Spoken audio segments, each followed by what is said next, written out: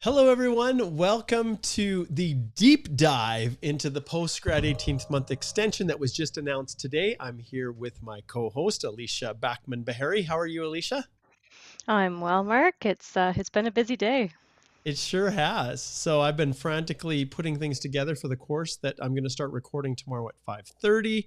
So if you want to learn more about that, stay tuned and I'll talk to you in a little bit. But one thing I'll tell you, Alicia, this is not nearly as simple as people think it is.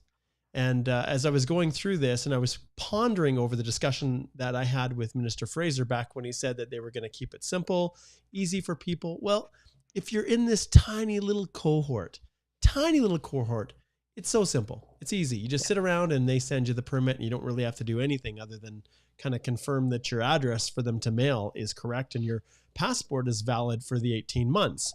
But for everybody else, this is like still a one-shot deal. And that was made very, very clear as I reviewed the program delivery instructions and everything. You've got one shot to get this right. And even if you apply and you realize you're going to take a long time to get your passport, if that passport is only valid for 12 months, you're only getting 12 months. And there is no mechanism in place to extend it. And Alicia, as far as I'm concerned, if you've submitted an application, they say it's going to go quickly. But if it goes slow and then you're past the deadline, you could still miss out on this. And we saw this happen last year. And I'll be honest, this in my mind is more complicated than what they did for 2021. So that's what we're going to dive in. We're going to talk about this. And you've had a little bit of a chance to review things. Anything about this that surprised you or, well, pleasantly or unpleasantly surprised you? Yeah, and we'll get into the details on this, but it is interesting to note that all of this is happening in conjunction with their changes to the postgrad work permit policies as well. And so in addition to changing the open work permit, the 18-month extension, they've also released the program delivery instructions on postgrad work permit applications. Plus, of course, we know that they've released the changes on what's going to be considered Canadian education for the express entry. So there's a number of moving parts all happening at the same time that makes this a little bit more complex. The other thing, and we'll get into this in the deep dive today, but it will be, I am absolutely certain people will get tripped up about how to pay the fees on this new open work permit public policy because it's bizarre the way that they've done it. I think they're trying to help people out by waiving the open public policy or the open work permit regular fee. But normally, everybody knows if they've done a CIC application, which they would have done if they'd done their study permit and their postgrad work permit in the past, when you do that online application, you pay the fees online at the same time that you submit. Right up front. Yeah, when you're setting it up. Not so anymore. So stay tuned. We'll go through all this, but I'm absolutely sure people are going to get messed up with the fees. Yeah, absolutely. Okay, for those of you who are just getting off work, you're just getting up to speed, you've seen, hey, they're doing a new announcement, breaking this down. I'm glad you're here with us, and stay tuned because we're going to drive our way through step by step along each of the roads that people are going to be stuck on as they're applying for this. Yes, there is a group that this is going to be super easy and they're not even going to have to think about it. Let's take a look at them. All right. So this right here, I'm going to expand this out so it fits the screen a little bit better. This is the announcement on the IRCC website. And this is where they go over at a high level, what's going on. Now, they always have their little disclaimers at the beginning, justifying why this is so good for Canada and all these kinds of things, which is necessary. They have to appeal to the greater Canadian masses whenever they do these special announcements and these special policies, because they're breaking some rules. They're breaking some of their own rules, Alicia, when they did this in allowing people to restore way past 90 days, forgiving potentially some unauthorized work even. And so let's take a look at this. So this is all designed for only people who have expired or expiring post-graduation work permits. If you're on any kind of other work permit and you've never held one of these, you're not getting through the gate. This is only for post-grad work permit holders whose permits expired or will expire between the range, which we've already talked about, September 20th, 2021 to December 31st, 2022. And you guys will have the opportunity to get an 18-month work permit, which the minister has pushed and talked about and been promoting.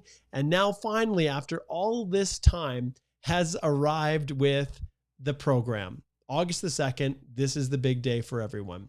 So you'll see here that those currently in Canada will also have the ability to work in the interim period while their permit is being extended or a new one is being issued. And guys, this is a huge, huge development. Essentially, and I don't know, Alicia, if I ever remember a time where they have done something like this. I guess technically the transition, well, it's not even that. With postgrads, when you're transitioning from your study permit to your postgrad, you can start working full-time from the date you file that postgrad application and get credit for that for CEC or for work experience towards express entry. But to just say, boom, we're going to send you an email, and because you had a postgrad at some point in time, we're just going to allow you to work until you figure out what you're going to do, right? That's really what they've said here. And so it's going to come in the form of an email. But they have broken down some cohorts here. So maybe, Alicia, I'll have you, as we go through this, break down the different streams of individuals, and then people can understand where they might fit. But for all intents and purposes, the first four are a very small group. Number 5 is where the vast majority of you are going to fit. So let's start with number 1 here.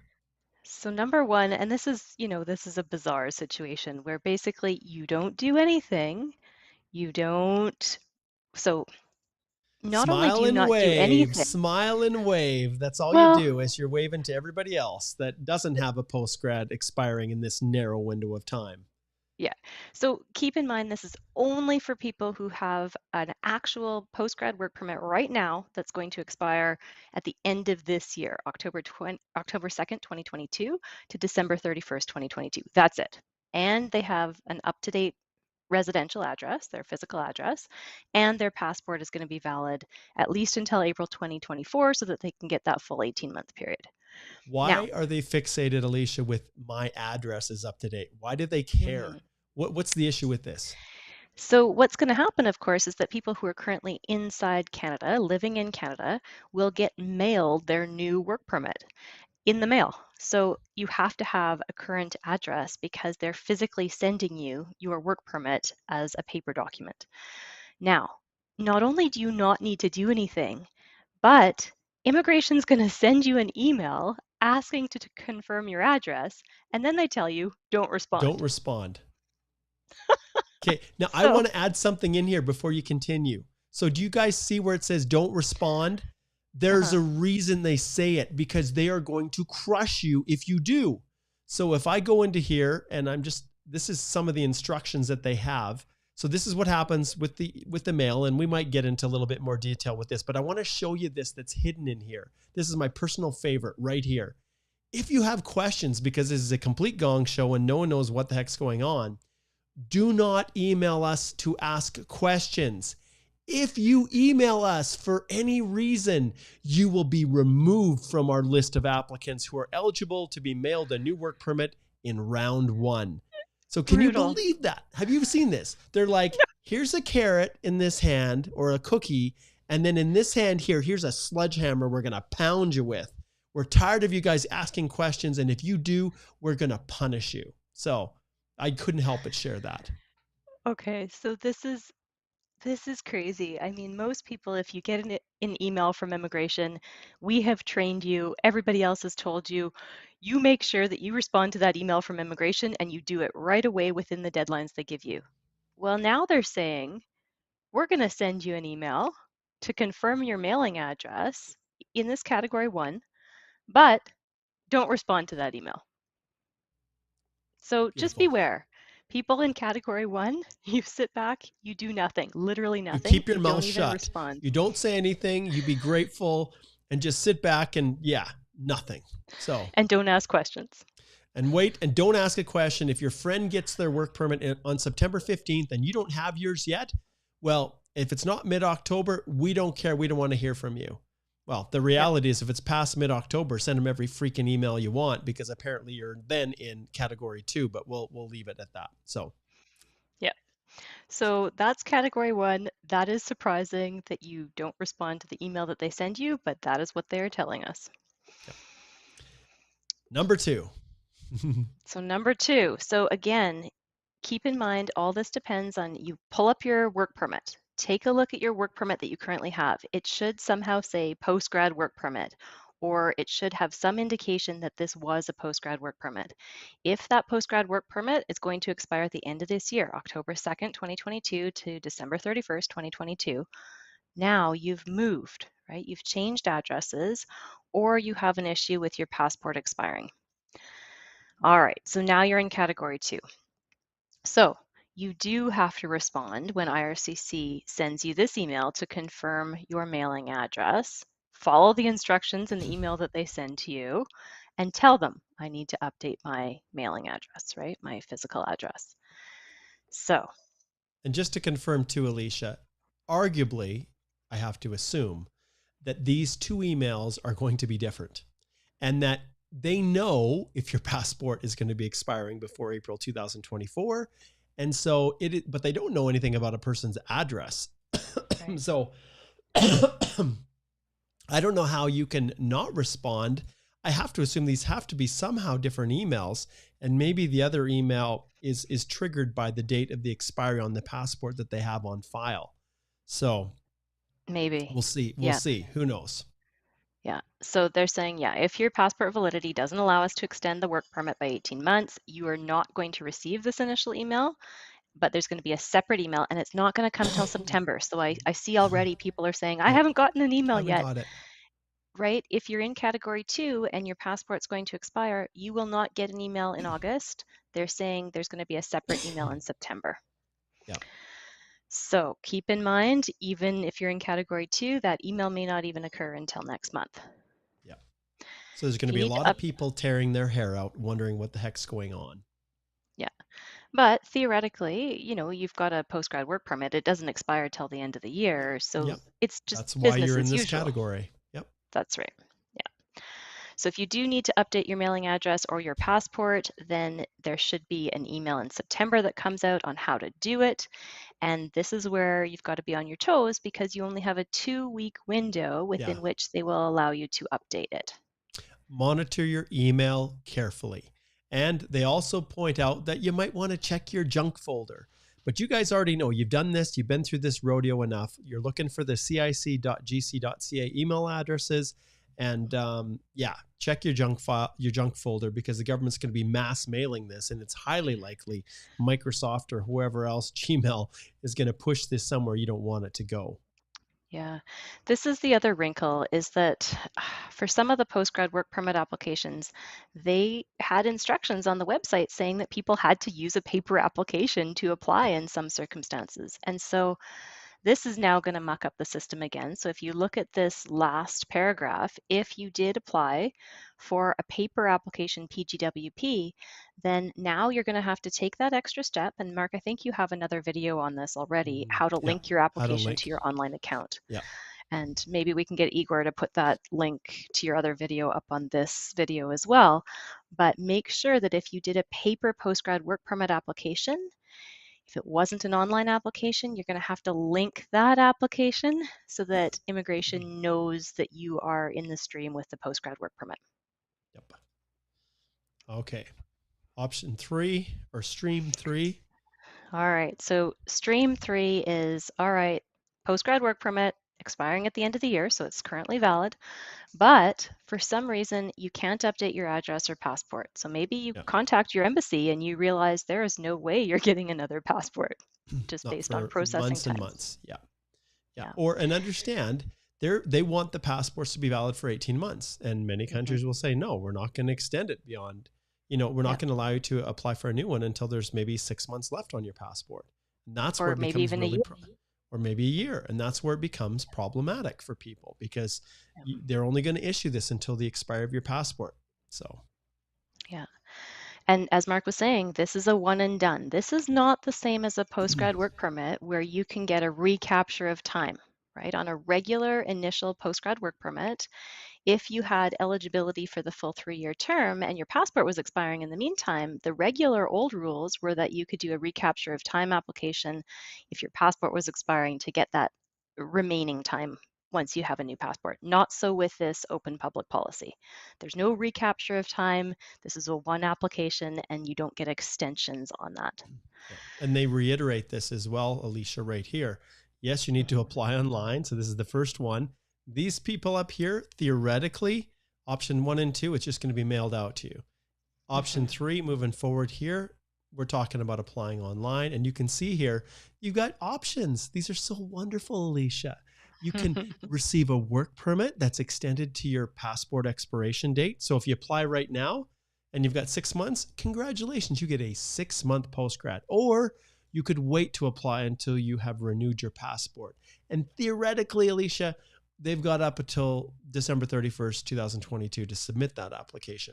So that's correct. In fairness, and some people may say, look, it's worth it to me to, if I fall out of status, my postgrad expires in this period of October to December, to let the bloody thing expire, get my passport, and then restore.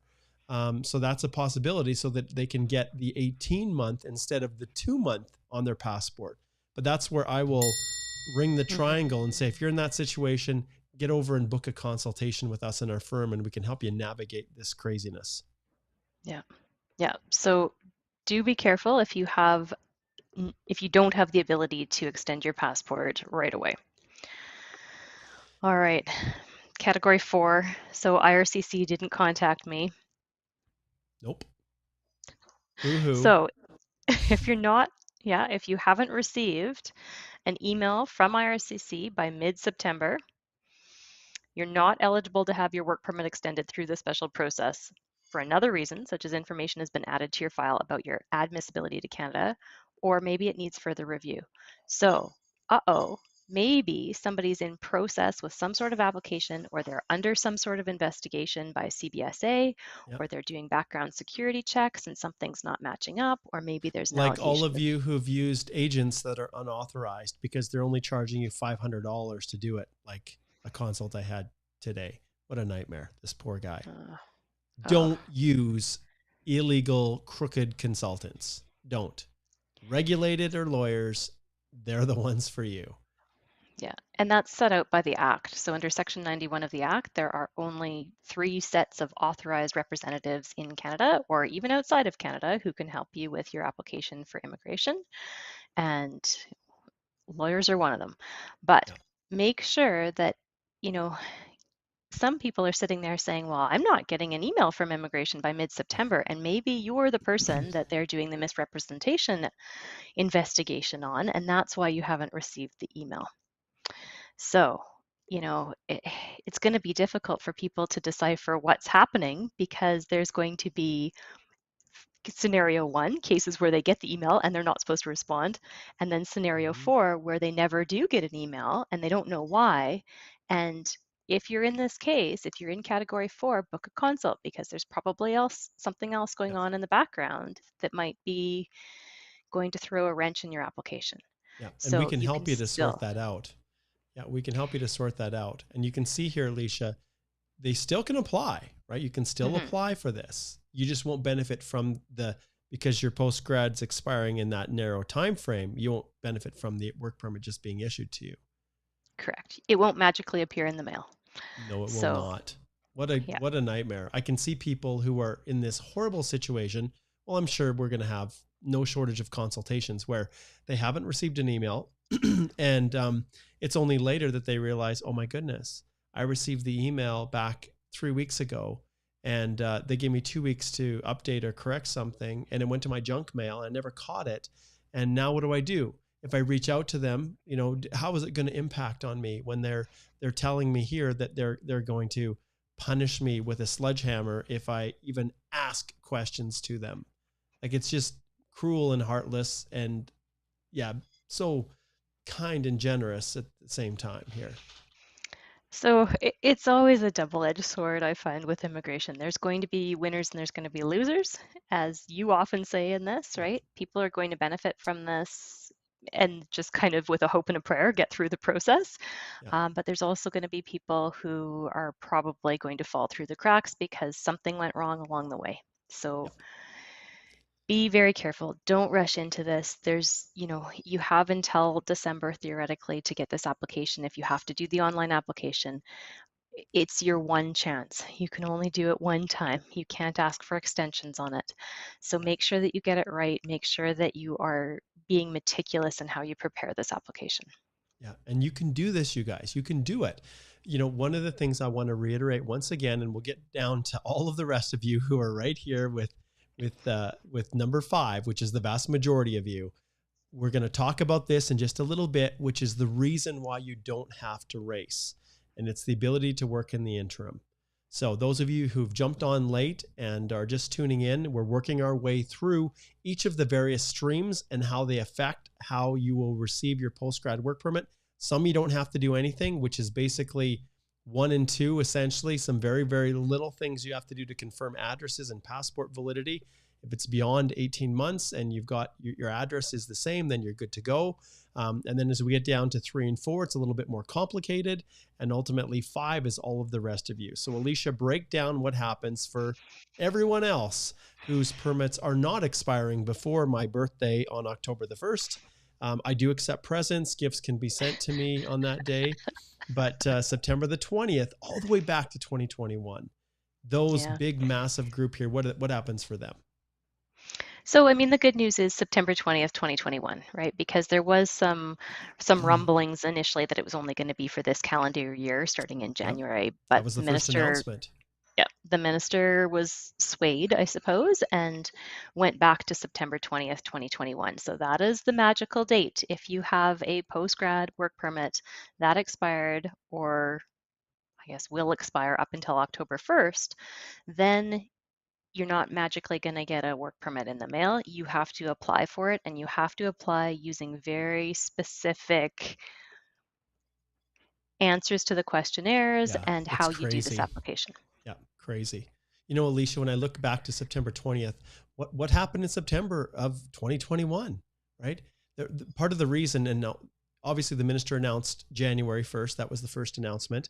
And, everybody was cheering, and then nothing, crickets, silence, disappointment, despair, anger. Okay, wait. Now we're going to push it back to September. And one of the factors that I think everybody is aware of that's driving a lot of this is the fact they shut down the CEC and FSW draws.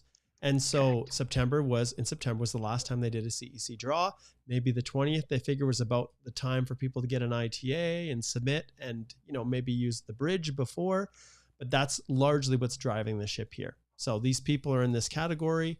We know that they need to apply. Yeah. So you can apply as of today. They do have instructions as of today, but please don't apply today unless you are absolutely certain of what you are doing. So take your time and prepare carefully for this open public policy work permit. All This is right. no TR to PR pathway, you guys. This is no TR to PR pathway frenzy. There's no caps. There's no, No, aside from December 31st, 2022, you have time to get this right because of the interim authorization that we'll get to. that's right. So there's going to be people who are inside Canada who had their postgrad work permit expire or will expire, and there's going to be people outside of Canada. And so when you look at the apply online, it's going to give you some drop-down menu options to figure out how to actually do this online application. But as a broad overview, we'll get to that in a second. If you're in Canada, temporary status has expired, keep in mind that this open public policy work permit is not going to fix your past overstay, right? So when we look at categories of temporary status, and I've written a blog article about this, it was like one of the first blog articles that Was I've written, but it goes through different categories of status in terms of who has temporary resident status. I think it's even on our second page of blog articles, Mark. Like I think it's I think way. I can scroll all the way down. Was it this one? No, How it's can I like stay? way, way back. Keep going all the way Oh, down to the bottom. I think it's on page 2. Yeah, older older posts. posts. Hmm. See, Alicia was so far ahead of the game that it was like unbelievable. Okay, so there it is. This one? So that's one of them. And then is there another one on the? Yeah, it was that one. So it's What to do? keep going up. No, it's the one you just were hovering over. Can you enter, work, or study in Canada? Okay, yeah. So this is just the broad overview of who's authorized to do what, Yeah. right? So who's a foreign national? Anybody is a foreign national who's not a Canadian citizen or permanent resident. Generally, you're going to have a few different types of temporary resident status, and this is where I outline what they are. So foreign nationals have visitor visas or ETAs. So if you're from a visa exempt country, you might not have a visitor visa, you might have an electronic travel authorization, or you're going to have a study permit, or you're going to have a work permit, or in some specific cases, you might have what's called a temporary resident permit, or it used to be called a minister's permit. So all those Now people, you're dating us, Alicia. Like I minister's know, permit was like pre-2002. Nice. I know. So it's a long time ago, but sometimes people get confused with a TRP versus a TRV. Right. So Mhm. that's why I put that there. But Yeah. really, if you have temporary status, so if you were in Canada and your PGWP expired and you switched to one of these categories, visitor record or a different study permit, or you applied for a work permit if you had authorization, underlying authorization to do so, or maybe somehow you applied for a TRP, then you maintained your status if you made that application properly before your PGWP expired. But be very careful and make sure that you properly applied to Yeah. extend it and that you do have that implied or maintained status. If, however, you allowed your status to lapse or something happened where you didn't realize that you were out of status, then you are going to have to restore your status. Usually the rule is you can only restore your status within 90 days of losing it. Yep. Now what they're saying, because of these special program measures, you are allowed to apply to restore even if it has been more than 90 days. Yeah. That's absolutely insane to me. It's crazy. And so theoretically, someone who chose not to do anything but like just throw their hands in the air and dip their head and just cry after September 20th, 2021 and do nothing and just hang out, chill, doing nothing. You're in Canada. Maybe their parents are sending them money and they're, traveling around, touring, who knows. They have the ability to restore, even if it's over 90 days. And there's no cap on this. Like this, Nope. even if it is expired more than 90 days ago, it doesn't say anything more.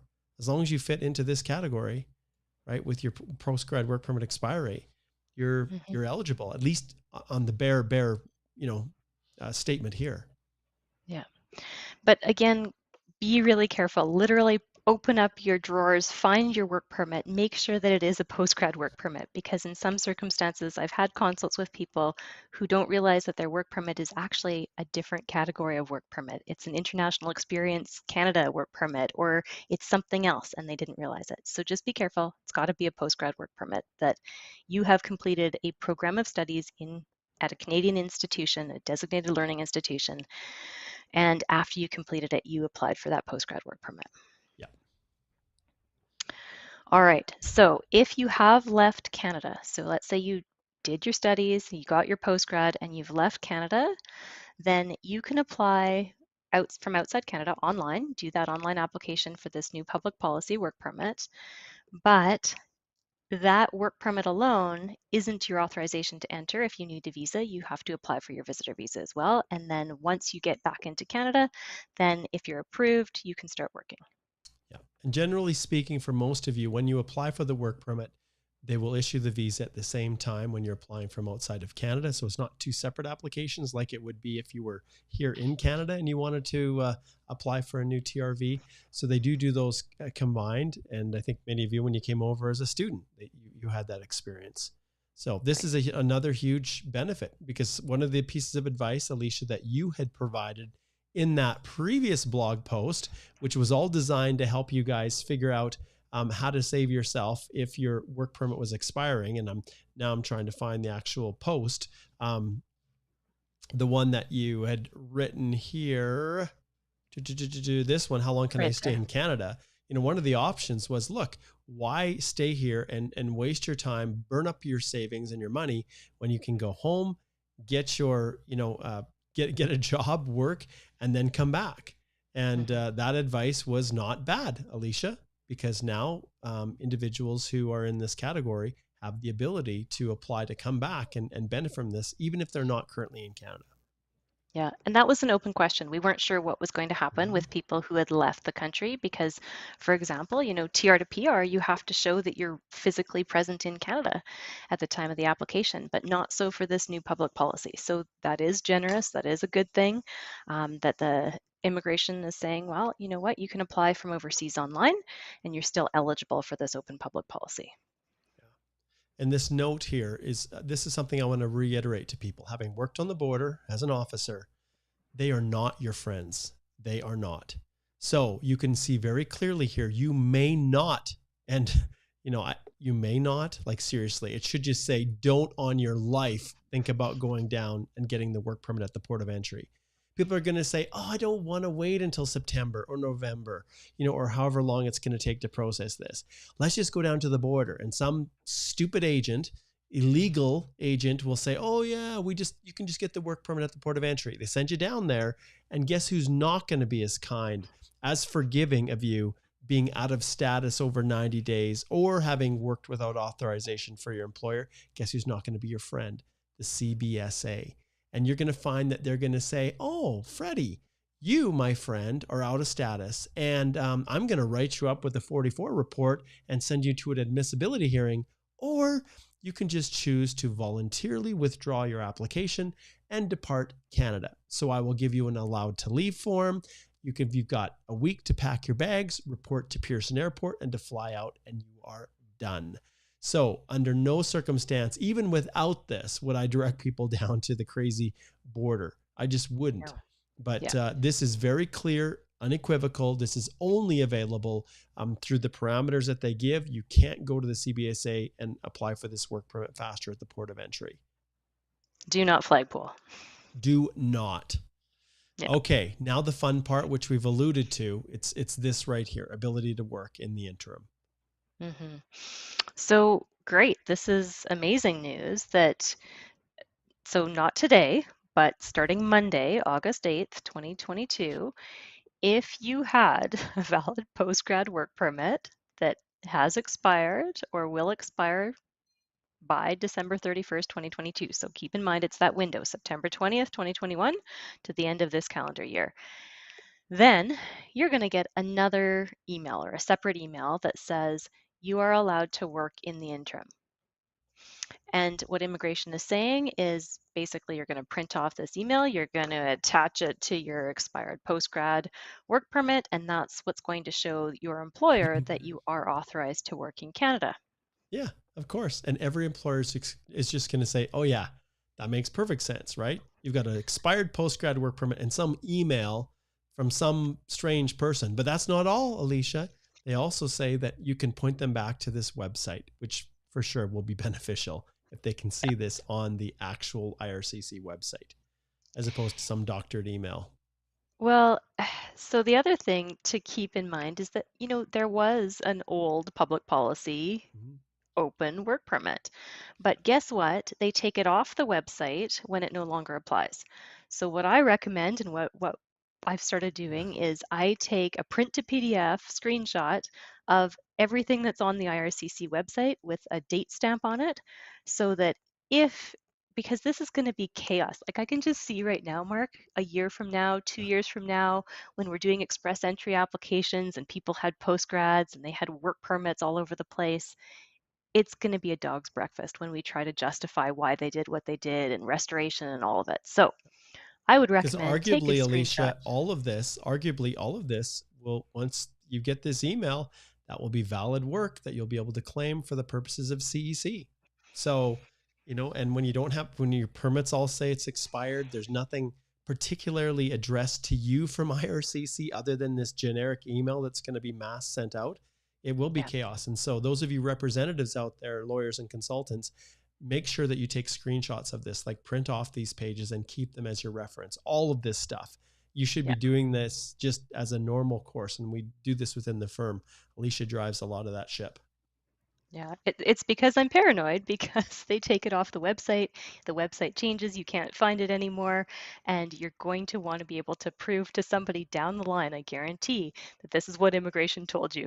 So Yes. keep a copy. All right, so here we go. This one-time measure is intended to ensure that those eligible for the additional 18 months can remain working or can return to the workforce when they apply for a new work permit. And the interim work period is only going to go up until May 31st of next year. Yep. So I know I've spoken to a number of people who, sometimes they were able to maintain their employment with their same employer, but especially when you are trying to apply for a new job and you have an expired work permit and you have an email, you're going to want to print off this page and show that to your employer as well. Yep. Absolutely. Right. So again, we're going to go through, keep in mind that this interim authorization email is not status, right? And it also doesn't fix things if you are in that restoration period where you allowed your status to lapse. So if you have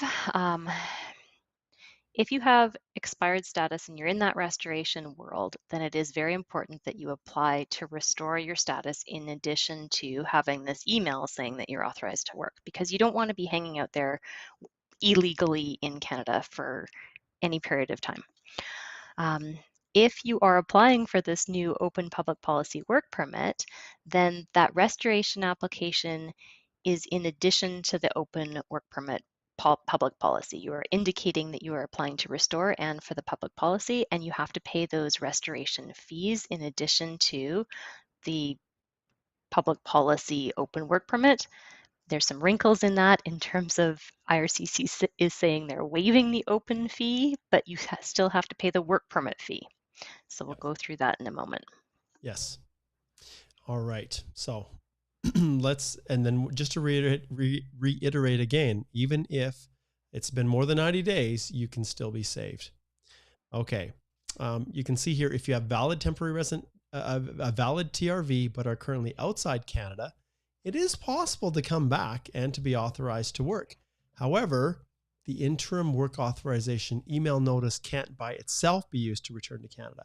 So this is a positive too, Alicia. If you're one of those individuals who somehow has a TRV to get on a plane and fly to Canada, you can still use this email because they're going to send it to you whether you're inside Canada or not.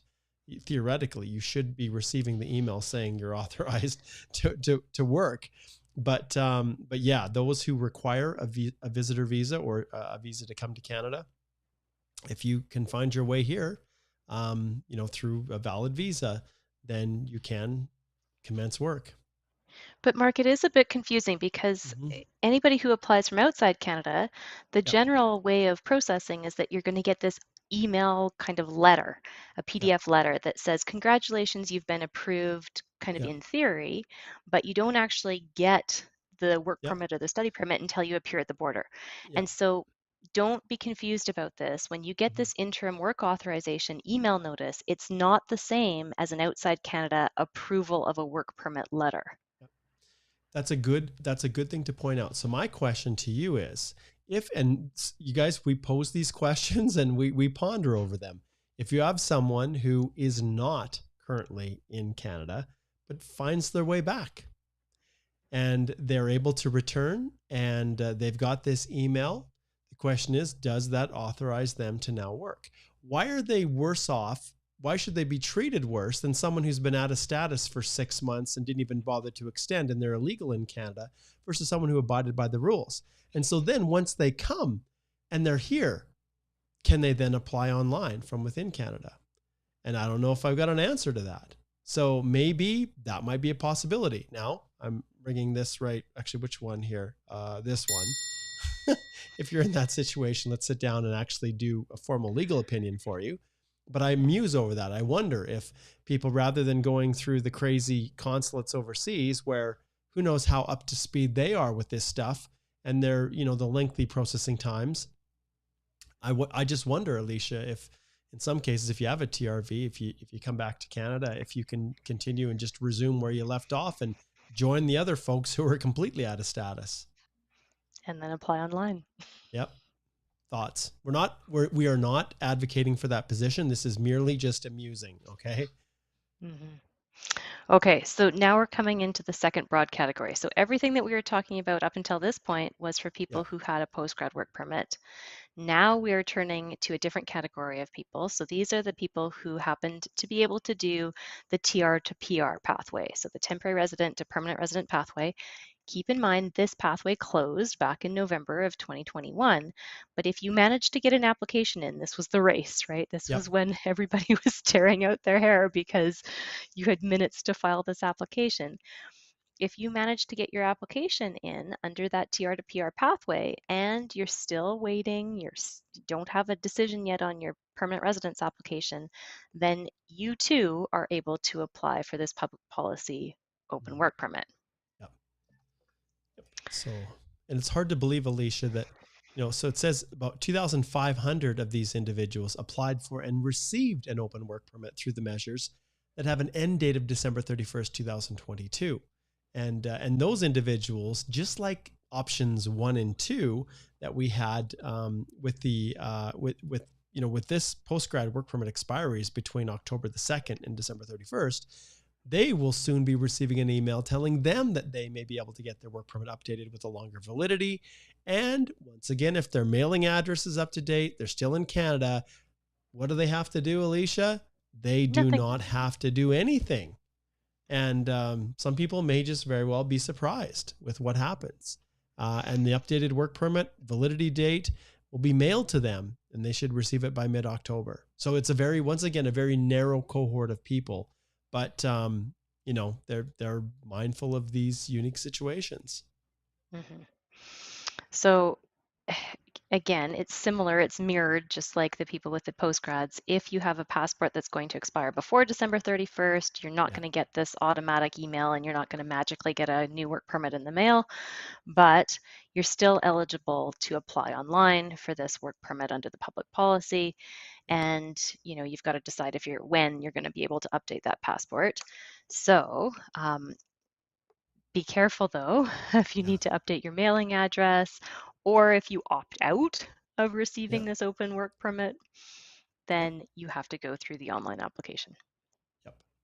All right, let's shift gears. Let's give some time now to some questions, and then we'll dive in a little bit deeper to a few other things when it comes to actually the process of applying. So let's shift gears a little bit here. So I love this one. Colwinder starts off with, I've not gotten an email yet. But then we've got here, Simon says that he did receive an email for the postgrad work permit extension, but my address has changed. Do I need to opt out from this automated renewal? So these situations, Simon, when we are sorting through this every bit as much as everyone else. And we know that the instructions are pretty clear. So if we go back here to the instructions for you, so you would fall under, I have to assume, option number 2. But I need to update my address or passport validity. So just to go back to review what Simon said, he said, I've received the email. So we know his postgrad must be expiring within that window of October 2nd to December 31st, but his address has changed. And what address, Alicia, are we referring to? What address are they looking at? Which one is it? We're talking about a physical mailing address. So where you receive your mail, because IRCC is looking to mail you a work permit. And where is IRCC looking to find that address within Simon's profile, if you will? Yeah, they're going to be looking at the last address in your postgrad work permit. Where else can it be? Application. Right? Yeah. The last application or where you said your address was, and they always maintain the address of people. And that's why they always tell you to, if your address has changed, to update them. So those of you who didn't do it, were lazy or otherwise, this is one situation where you might miss out on phase 1 of the work permits. So he says, do I need to opt out from this automated renewal? Well, you can see right here, phase 1 possibly. And let me flip over here to our screen, and you can see if the work permit expires in that range, but you need to update it. It says, when you receive the email to confirm your mailing address, follow the instructions to let us know that your mail address needs to be updated. And those instructions should be in that email that you received. And yeah, if the passport validity doesn't allow you to extend the permit, you'll not receive this initial email. You did. So it's, you've got basically when the instructions come, there should have been in there a 2-week window to basically that 2-week window to update through the actual mailing address.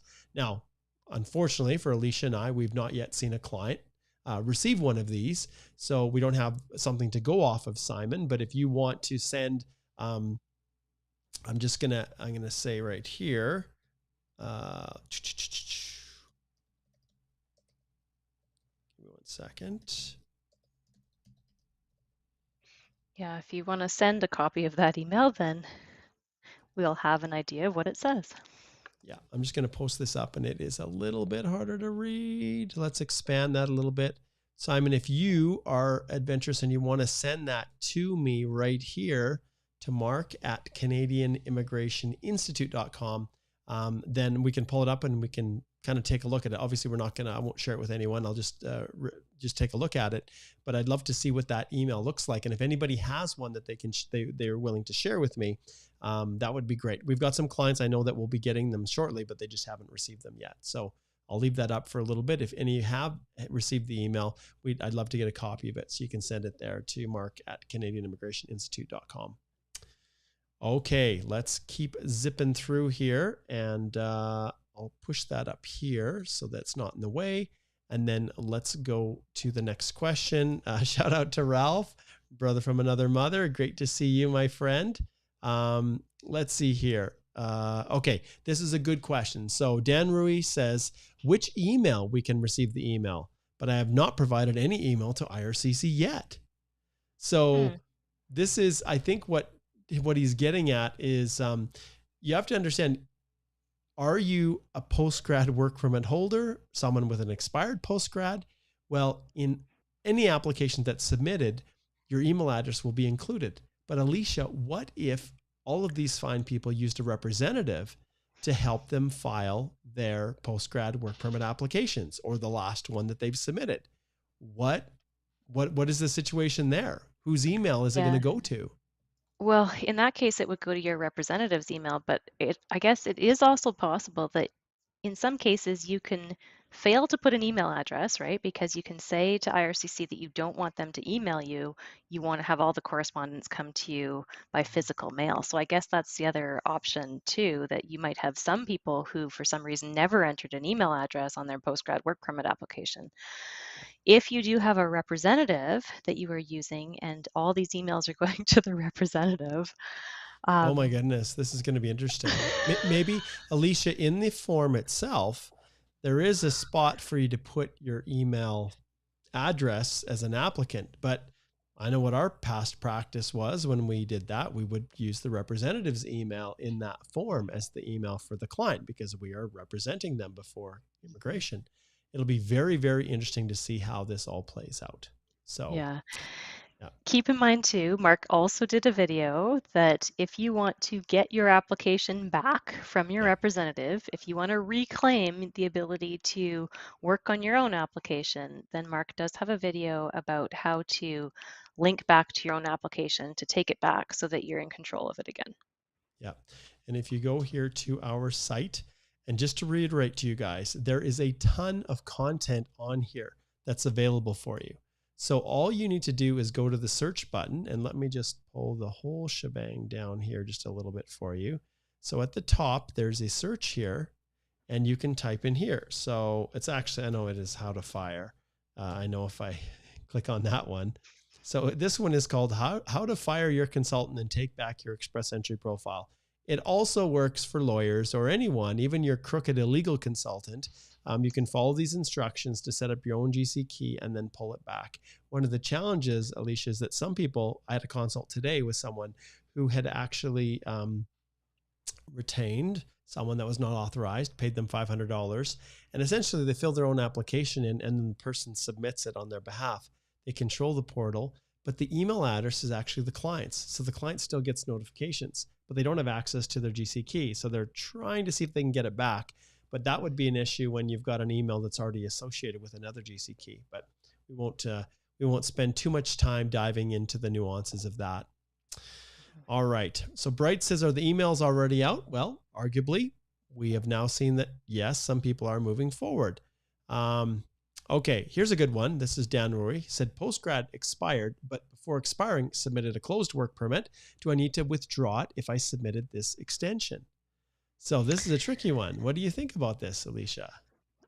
Yeah, and I think this question came up earlier today as It did. well. And Yep.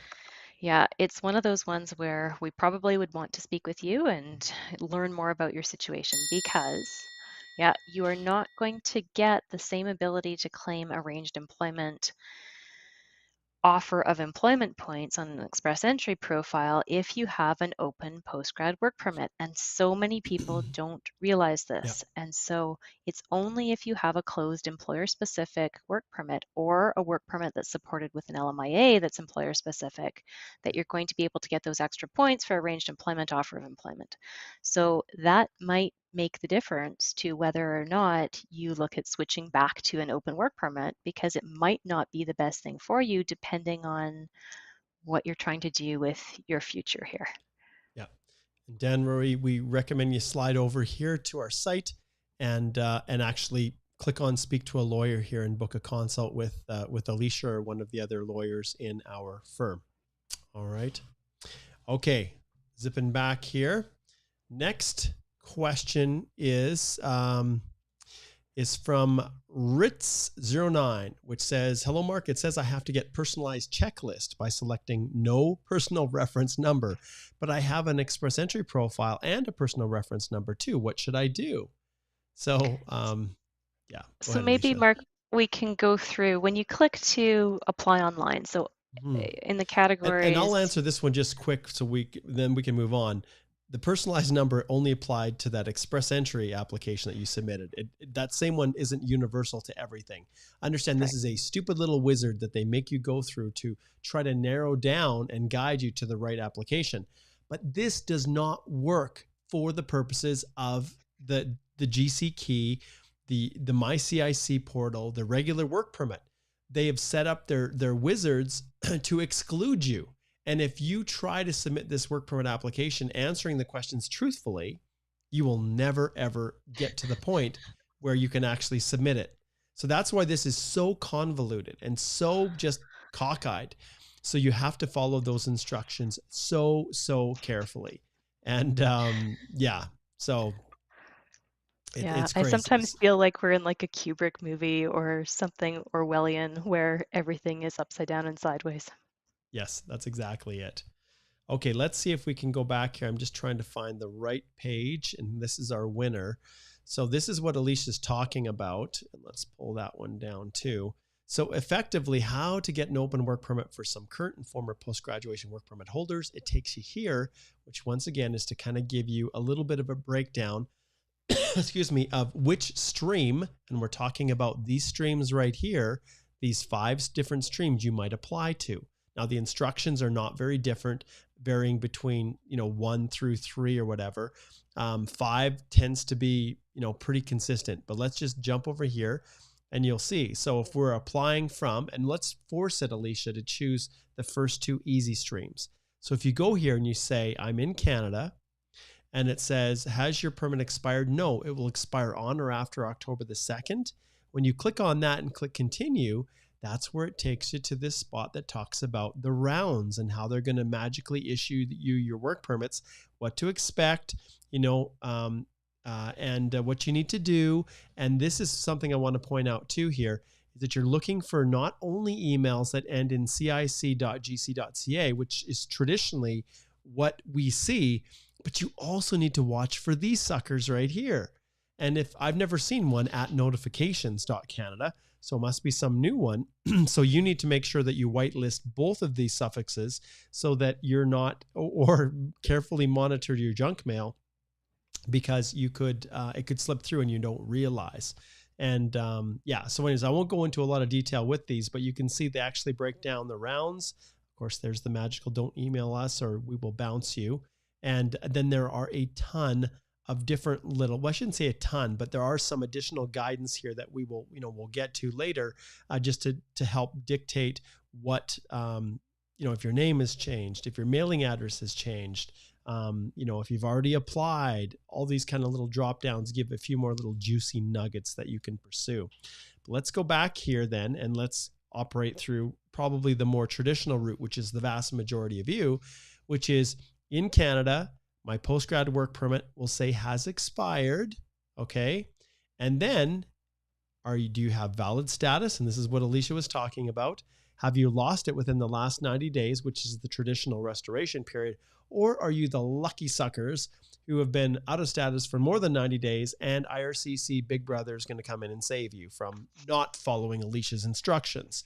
So even if we choose any of these, they all tend to lead to the same process, which is this for applying online. And Alicia, at this stage here, this is what is driving the ship for most people. And as we go through here, these are the category 5ers. Yeah, these are category 5. So these are the ones essentially with expired work permits. And right here, between that have expired September 20th to October the 1st. So even if it has not yet expired, because we're August the 2nd, you would still fit within this category where they're not going to issue it to you automatically. So, we can go through, and I don't want to take a ton of time going through all of this whole process because, and this is something that I talked about at the beginning, Mark has created a little course. And for you guys who have been out of status, who have, wow, that's a nice little guy. Igor really picked a nice one. And do you guys, if you can see there's a nice little Canada Immigration Institute on his laptop there. Maybe we need to start issuing those little merch stickers so people can put them on their computers as Canadian immigration alumni. But effectively, this little course tomorrow at 5:30, I'm going to start recording it. And because I want to get this out as soon as possible, I have decided to create a couple options for people. And one is to join me, just like you're auditing a university class. For $25 US, you can actually watch me create the course. Now you get to watch, you get to take notes, and you can upgrade to the full version, but there isn't access to the recordings after. So it's a view only. And I'm going to sit down 5:30, start recording, and that camera's going to roll and roll till I'm done. And it's going to be a long class where you can watch me go through the whole process of setting up the eligibility within the portal, starting to complete the applications, the forms that we're going to fill out, and the documentation that's needed as well. We're going to look at all of those things, and we're going to build it all out in one swoop. And then, and you can watch that. It's only $25, and you can click on the link below. We've got a link to register for this. And this is designed especially for those who you haven't been able to work. You've been out of status. Your money's depleted. So for $25, which is probably cost of a coffee in Toronto, I don't know, you can watch this. And but like I said, you don't get access to the final version, and no masterclass and no ability to ask questions. So you're just tuning in, you're watching from afar. Then once I get this launched, and I expect to have this done tomorrow. Yes, I'll sleep sometime. Thursday, I've decided I'm going to do. This should be ready to go to launch on Thursday. And in this, you can watch the recordings of the lives. So if you register right now for this, you get obviously access to the live recordings, but you get the final version, and it's available to you for life, which for all of you will be December 31st, 2022, and get sample documents and templates. We'll see what ultimately we develop, because one aspect to this, Alicia, is that people, they have to do something different, which is providing a separate request or explanation, because we're going through the regular work permit stream and they need to find a way to divide people out and know who's going through this. There is a letter or explanation that you have to upload with your application saying, wait, I'm actually going through this program. Please pay attention. This isn't a regular work permit that you're going to refuse because I'm out of status. And then you get access to the masterclass. Now I have here 2 days of 1 hour long lives. I'm actually going to do a 2-hour session on Thursday evening, probably between 7 and 9 o'clock. That will be for those who subscribe to the full course. And there'll also be a community group where you can ask questions. And the last time we did one really rough and tumble like this was the TR to PR pathway, and it was a blast. It was so much fun. So you can watch me tomorrow at 5:30 by subscribing to this version right here, and you can watch me record live, or you can choose to upgrade or just push it right off the bat, the $197 version, which is the full course. And this is where I go in depth, how to fill out the forms, everything that you need to understand, including the restoration piece, the crazy payment of the weird wonky fees. We're going to cover all this stuff. And then of course there's the disclaimers that this is not legal advice. And the reason I'm saying that is because some of you may say, Mark, this is just too crazy, too much of a headache. I don't want to take a chance. And then all you need to do is go over to our website, click on Speak to a Lawyer, and then you can start with a consultation, and we can get you set up and matched with the perfect lawyer to work with you to review and submit your application through our special approach, which is really unique. It's our collaborative review approach, where no, we don't take over control of your account. You submit it through your own MyCIC account with our full collaborative assistance. So we basically walk through the whole process, reviewing all your documentation, making sure it's correct, making sure you're including those separate little letters, making sure that you figure out the wonky little tutorial that guides you through to actually generate the place where you can submit it. But I know, Alicia, a ton of people are going to have a lot of problems figuring out how to navigate their way down just to get it to generate the place. So we could actually talk about this, I guess, a little bit, but it just depends on where you want to go. We can shift over and answer some more questions. We could go a little bit more in depth with, with how you're actually entering and responding. And you can see right here, there's even special instructions for what you must include in the application form. And that's just one little piece of the puzzle.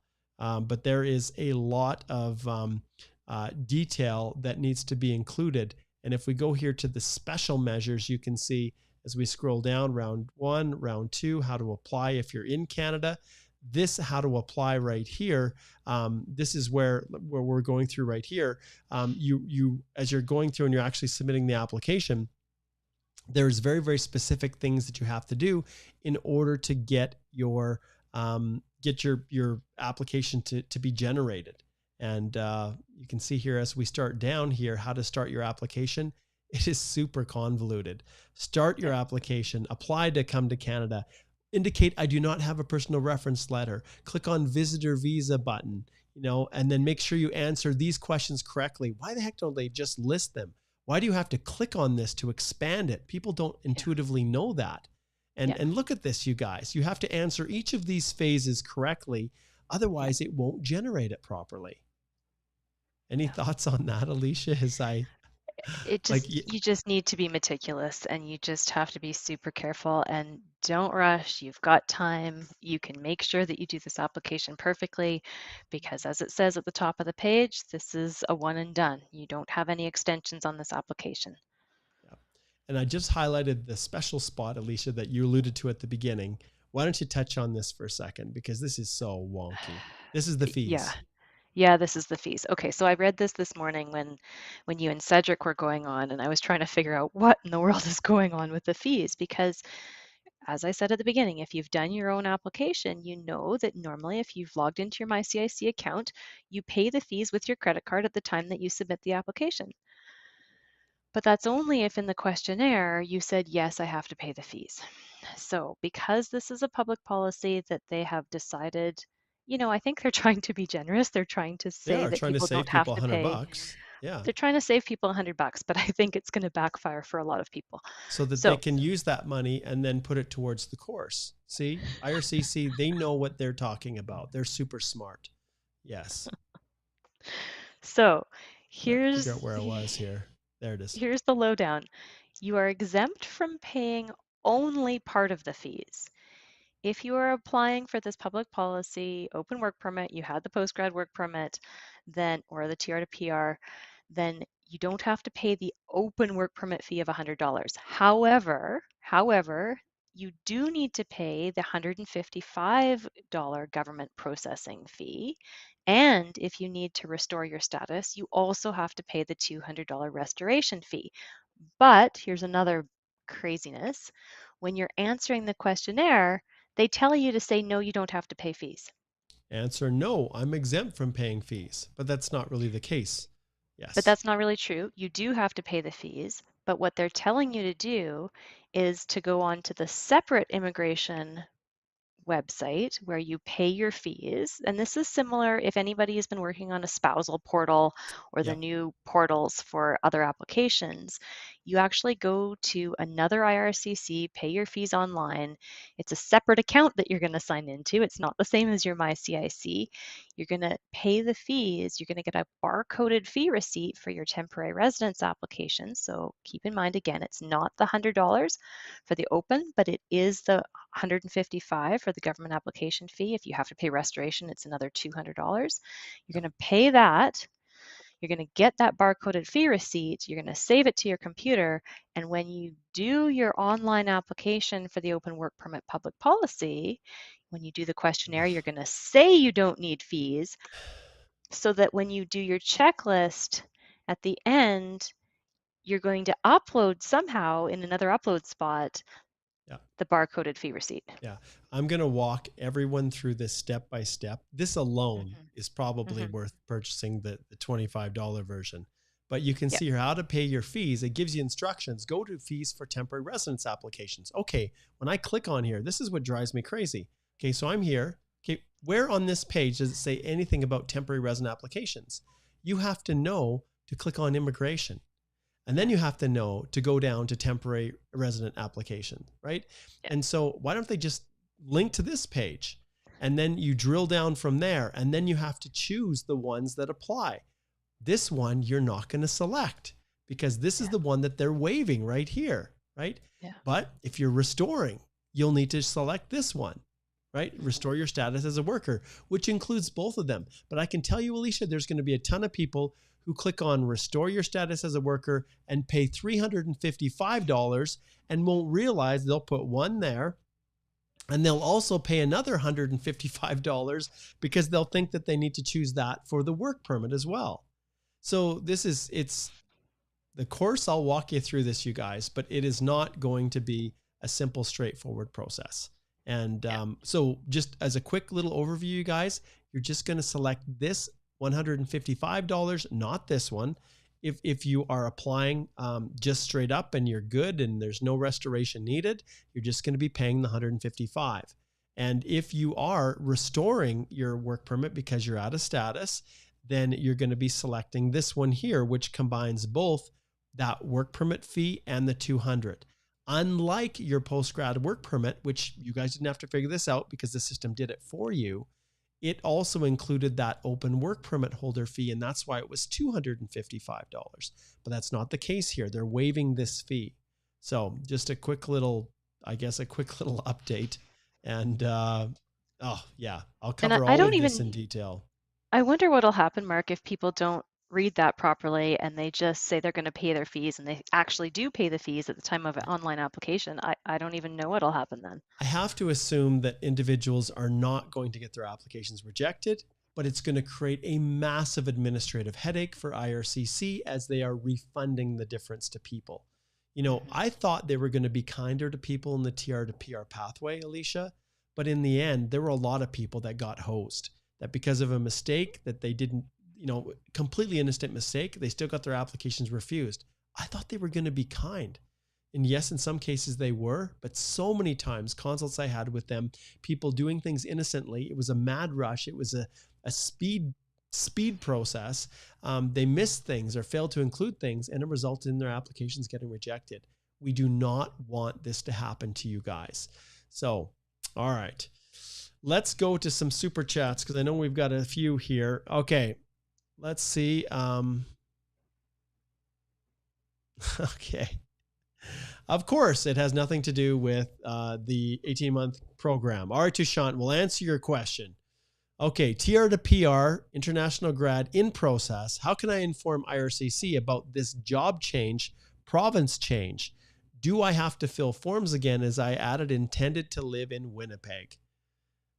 Any thoughts on that, Alicia? Does Tushant need to get worked up over this? I mean, it depends on what category you did an international grad. So as long Yeah, I as don't think you it's not have, tied to Winnipeg, so there's nothing particularly, damaging yeah, if he decides to take another job for someone else. yeah, We as know you long have as to you be have, physically present in right, Canada, and that's pretty much it. international grad doesn't even have a job offer, Alicia. You know, it's Right. not like the essential workers, but even in those cases, you just have to show that you're working at the end of the process. So Yeah. So web update them. form. Yeah, Yeah. web form, let them know, and that should suffice. Okay, now submit supers if it's about an 18-month. Don't provide us with super chats unless it's related to the program. Okay, let's jump through here and see what we have. Back on track. Let's see where we left off here. Okay. Okay, this is a hilarious handle. In the beginning was the word. I guess I shouldn't say it's hilarious. That's a very spiritual handle. You guys have until the end of the day of August 8th. It's not a competition. If you haven't received the email yet, have some patience. True. Wise response. Okay, Alonzo says, my postgrad expired on December 9th, 2021. Applied to extend my status as a visitor. Expired in May 2021, and I'm currently on implied status for the visitor record. I hope I'll get that email on August the 8th. Yeah. I think everybody should get that email. And if you don't, at least that one, I don't know. Yeah. Okay. So, yeah. Right. Oh, sorry. Go ahead.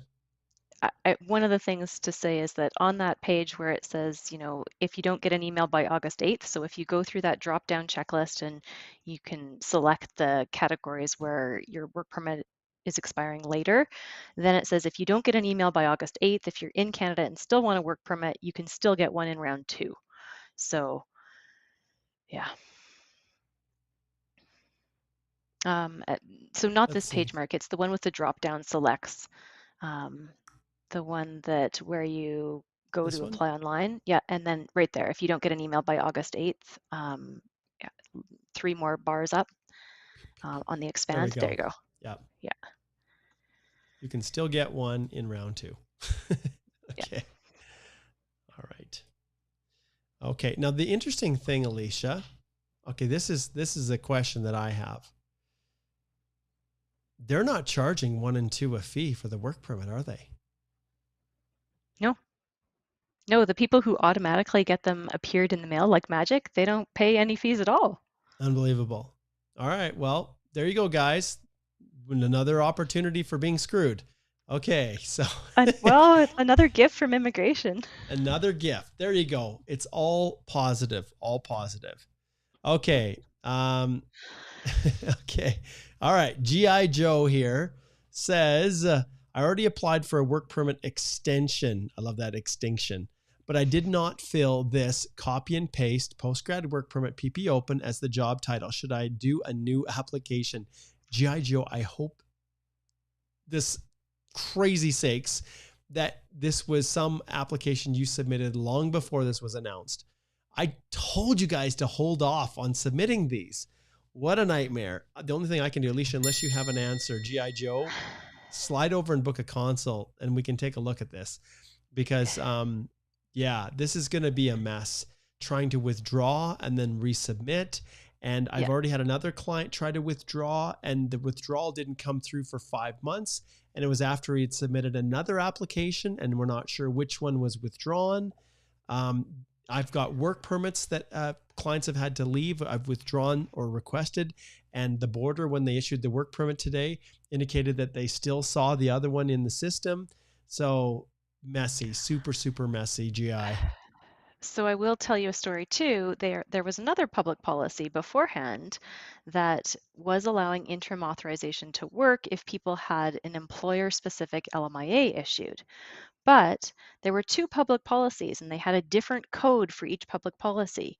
And if the person used the wrong code, one was to visit and one was to work, then automatically, whichever agents they had, even if all the submissions that we put in there were correct, if the wrong code was on there, they would refuse it and you'd have to reapply with the new correct code in order for them to properly issue that interim work authorization under that old public policy. So I suspect that they are coding it with this, you know, the magic words that you have to put in there. And if you don't have those magic words, things might go off the rails. You know what, Alicia, that absolutely drives me crazy when they do that, when they create deliberate stumbling blocks for people. It reminds me of the day I went out to pull my garbage cans in, and we have a larger family, so we actually have 2. And I saw this sticker that was put on it. And of course, the garbage was still in the garbage containers. And the sticker said, you have to keep your garbage this far apart, like 5 or 6 feet apart, so that we can grab each one. Holy crap. You couldn't like move them apart and take the garbage out and then put the sticker on. I was so upset. Like So Mark, I felt like slashing the garbage driver's tires. That's what I felt like doing. this is the wonderful world of automation, right? This is the Oh, wonderful yes. world of triaging.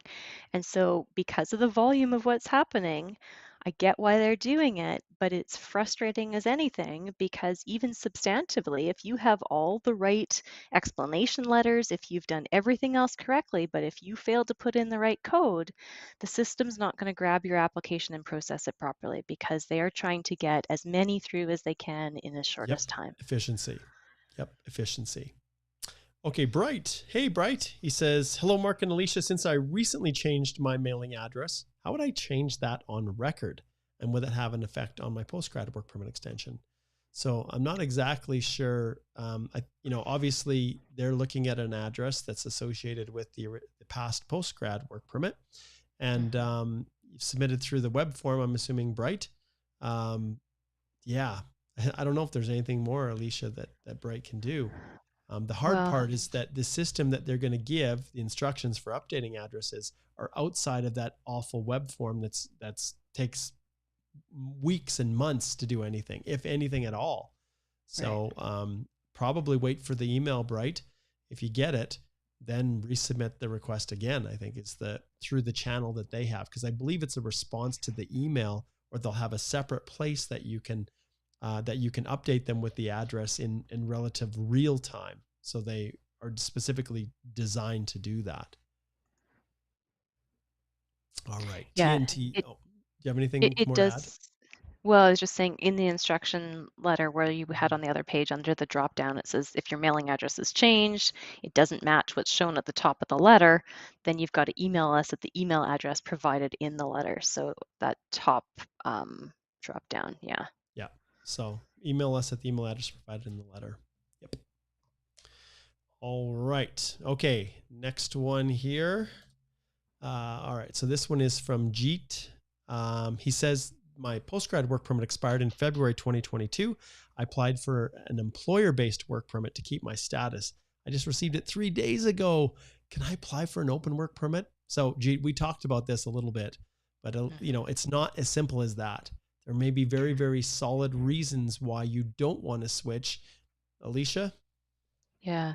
So this is what we were talking about. Another person was in a similar situation, and hey, congratulations, good for you because you have an employer-specific work permit that was issued. So that generally is going to give you options under express entry if in fact that employer will continue to employ you and say that they will intend to do so for at least another year after you get your PR, you might be eligible for arranged employment points.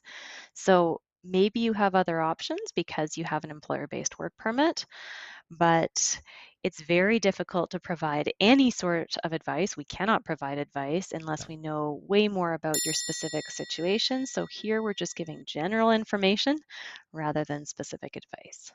Yeah.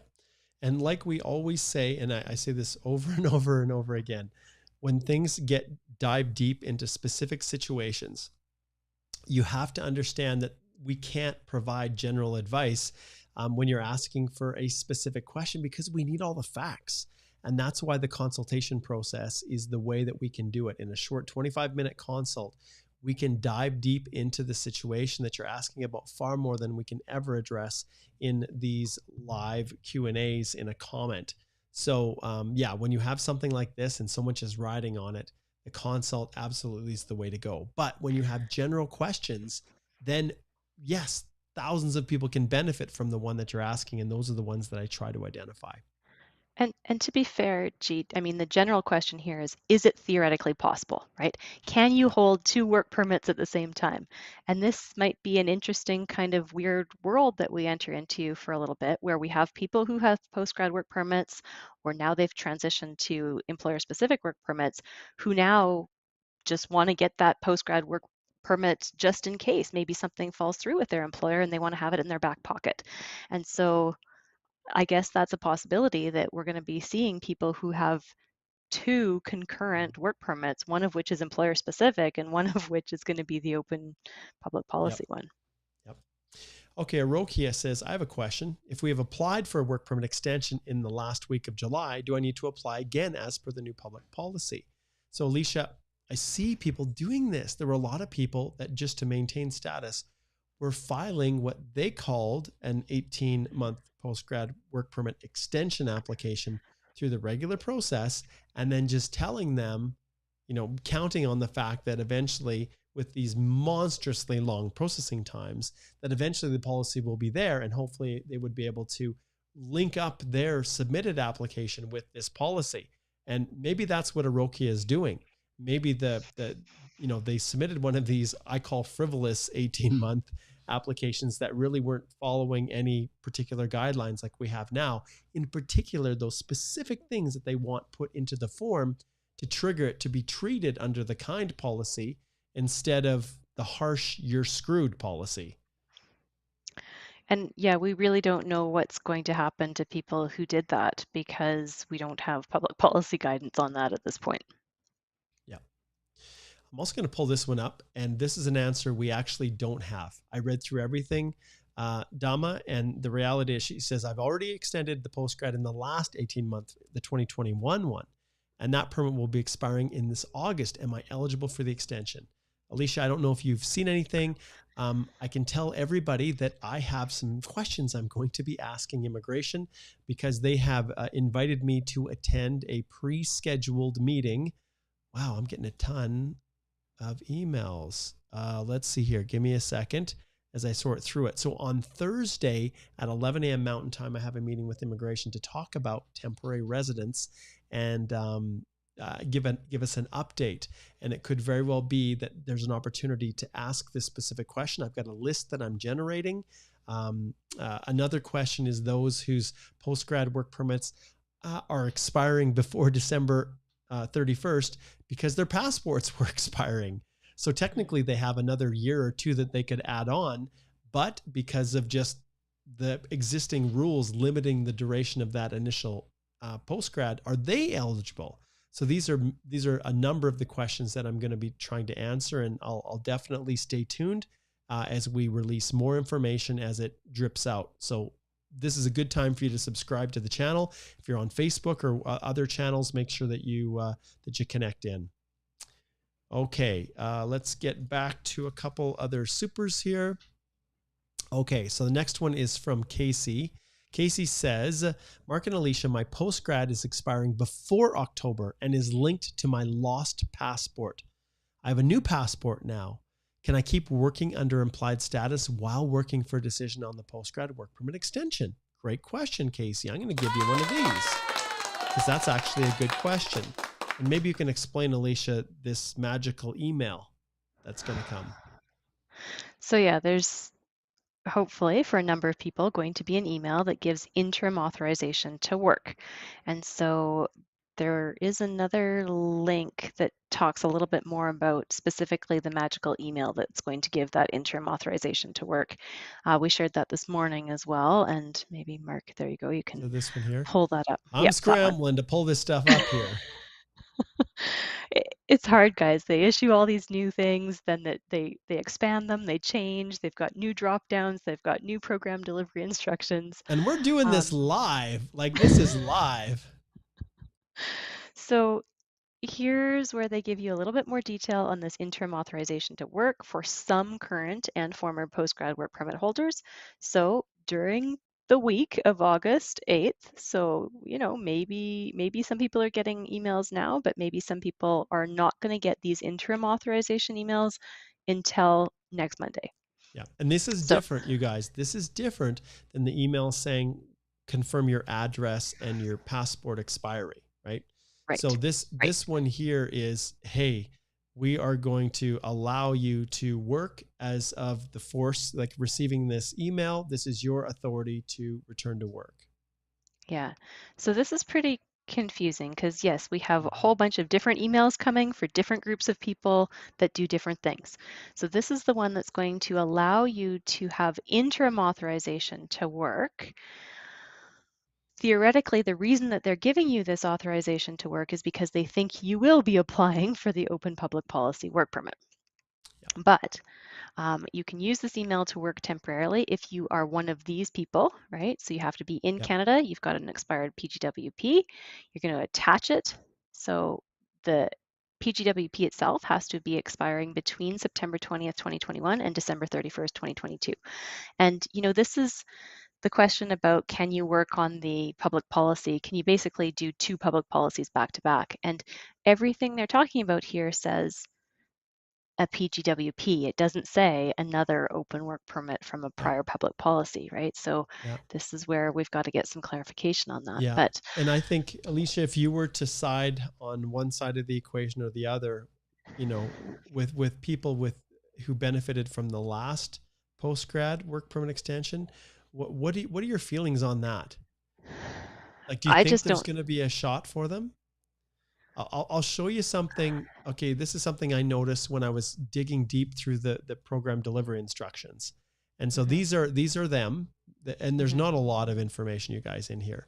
But I'm going to scroll all the way down to the bottom. And this is a little tantalizing little tip for those who are actually watching live. If you go here and we look at the very end, let's see if I can find it.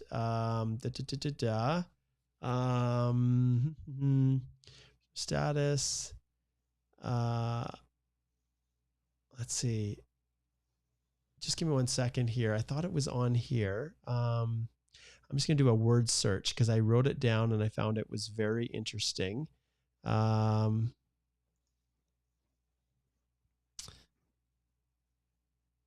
give me a second.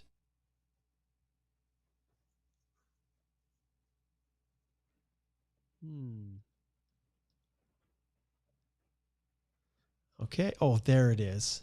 No, it's not. I'll find it when you're talking and answering another question. I'll find it. But essentially, in the program delivery instructions, wherever it is, I can't find the stupid thing now. I was reading so many things. It hinted that this policy, they may choose to extend it even further if they want to, if they make that decision. I can't remember where I saw that. I thought it was a part of these instructions, but they had hinted that they may even consider, based on the actual the realities of what's happening. Maybe it was the page before this. It was where it was talking about the deadlines. Yeah. Yeah, it could be extended. It's right there. Yes. The application period could be Hey, extended to align with additional extension. Yeah.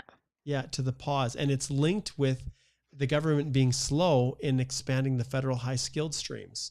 So this is just a little tantalizing tip that maybe, just maybe, if this continues, those who have post-grad work permits expiring in 2023 may also be able to benefit from this if they choose not to open these federal high skilled up to a larger extent. And remember, Alicia, the minister also has to come up with some kind of solution for students sometime in September, I think is the word on the street. So yeah. So anyway, yeah, it was 120 days, I think, that he had from a couple months ago.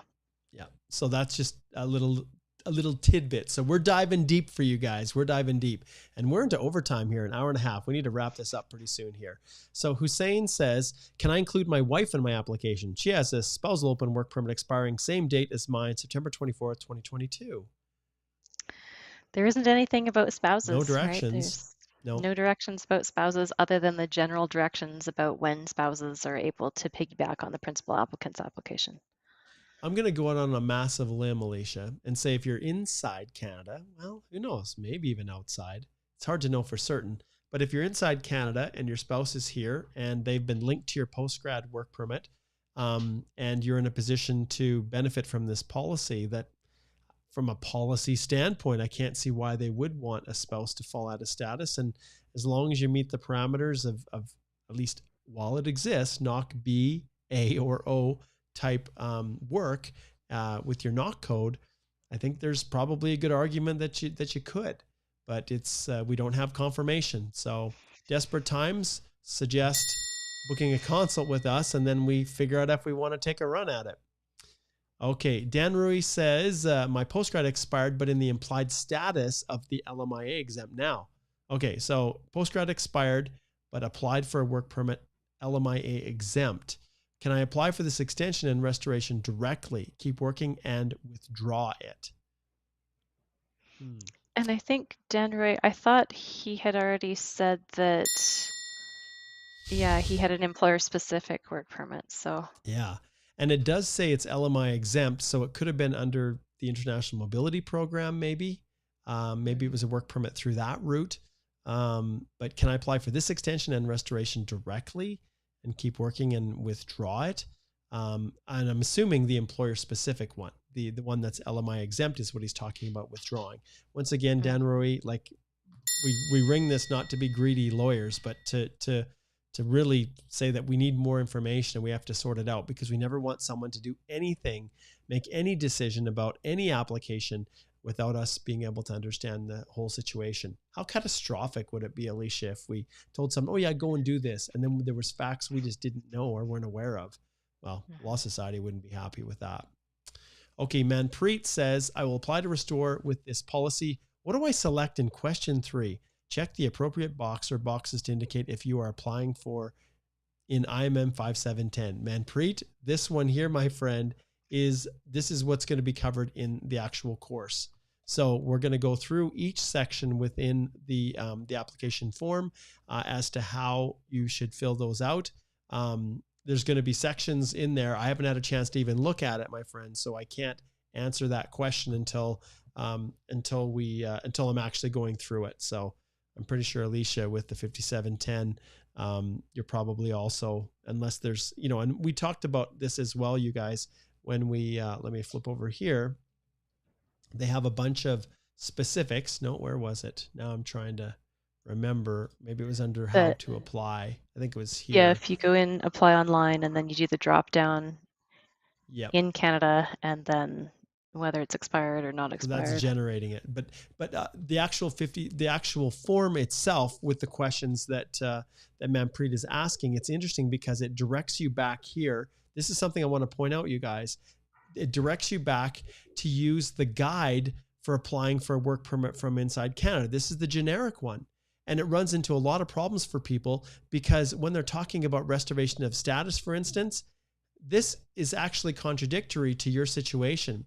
And the specific information explained in here and in the how-to here actually contradicts to a large extent information that's contained in this guide.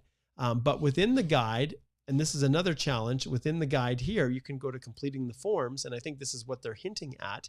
And then you can scroll down here, and when you get to the 5710 form, it basically gives you explanations as to what to put in each section.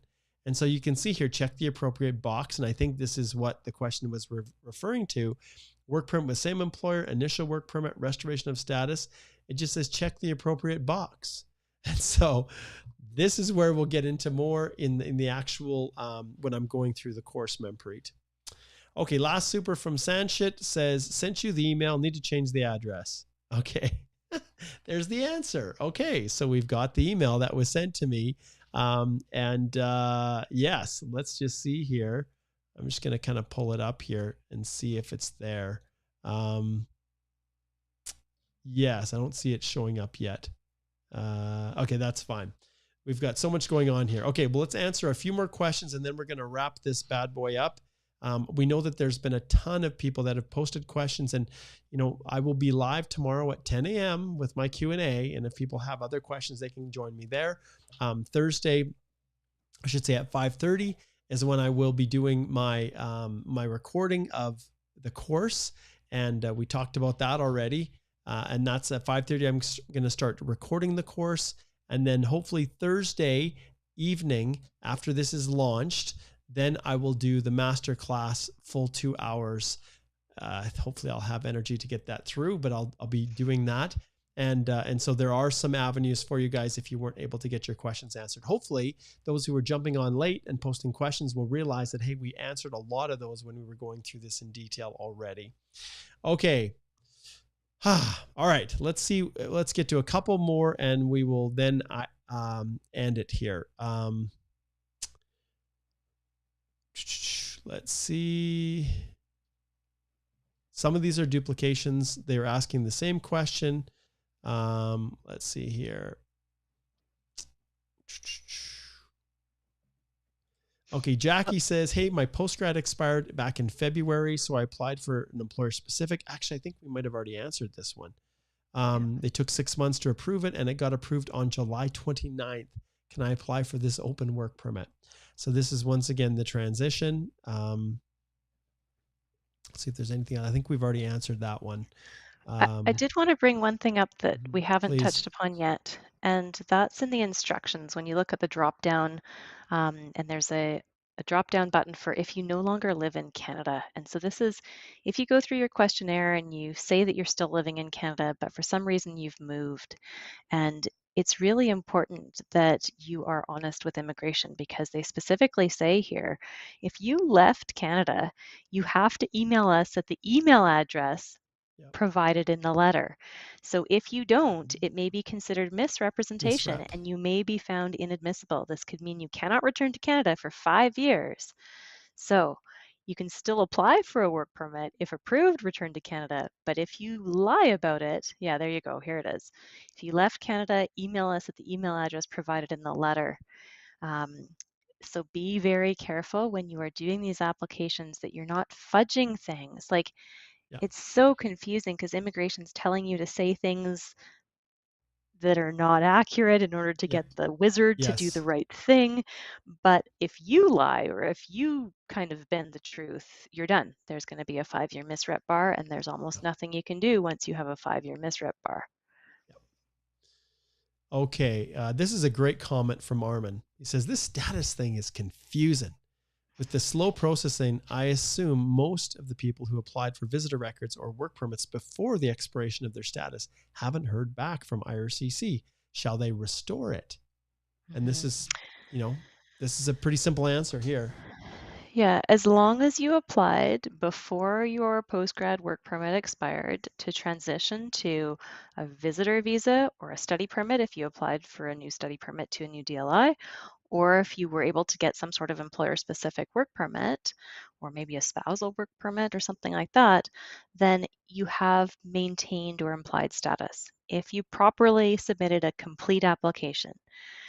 If you did not, if you allowed your status to lapse, or if you were refused your application for some reason because it wasn't complete, or you failed to put something in there and immigration refused it, then you have no status, and then you need to restore.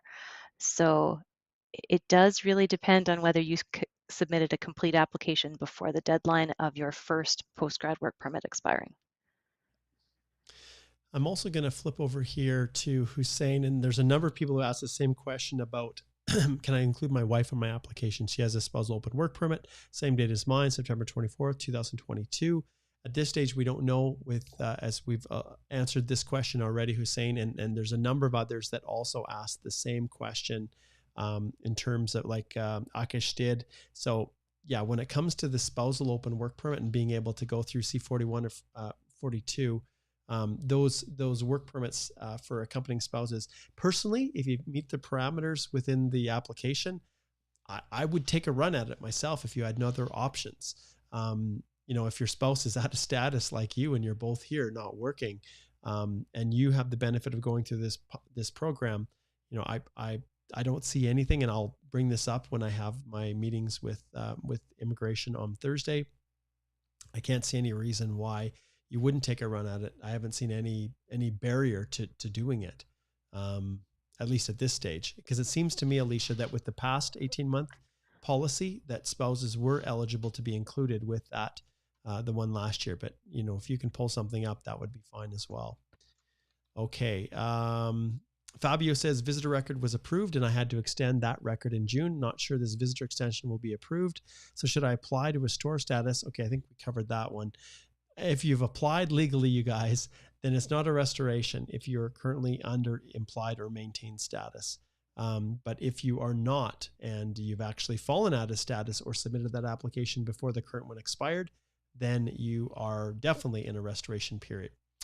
Okay, Harshit says, oh, hey, Mark, I got eCoper. Thanks for your help, for always giving the right information. Thanks very much.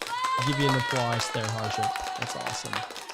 Okay, and then Manish says, hey, Mark, don't you think travel back home to the country should be allowed while the postgrad is in process? I heard IRCC is giving misrepresentation, saying this is not eligible, not allowed. Thanks.